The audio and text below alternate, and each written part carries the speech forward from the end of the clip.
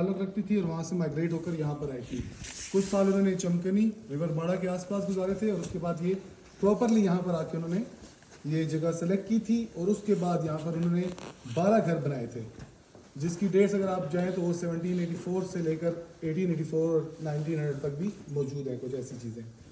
Secondly گھر کے اندر آپ کو ڈفرینٹ آرکیٹیکچرز نظر آئیں گے جو کہ ڈفرینٹ کلچر سے جو ہیں انسپریشنز ہیں ان کی.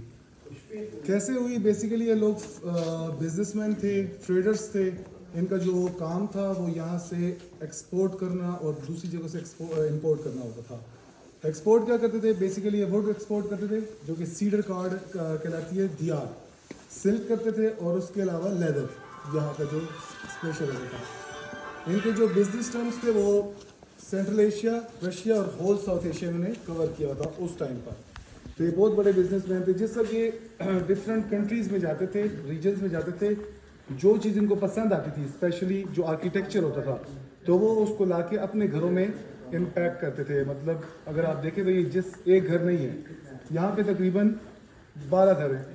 Sir please again repeating, please videos نہ بنائیں، ٹھیک ہے؟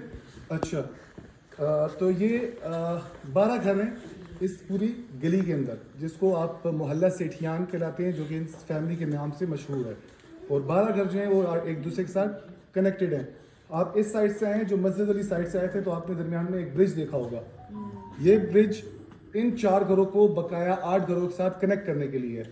اور یہ گھر یہاں سے لے کر ان چاروں گھر جو ہیں آپس میں ایک دوسرے کا کنیکٹڈ ہیں. کیسے؟ Door to door, basement to basement, window to window connected ہیں. تو دو الگ جو تھے، جو 8 گھر، ان کو کنیکٹ کرنے کے لیے یہ برج کی ضرورت پڑی تھی. اس گھر پہ آتے ہیں 2006 میں government of Khyber Pakhtunkhwa, department of archaeology and museums نے یہ گھر کو پرچیز کیا تھا.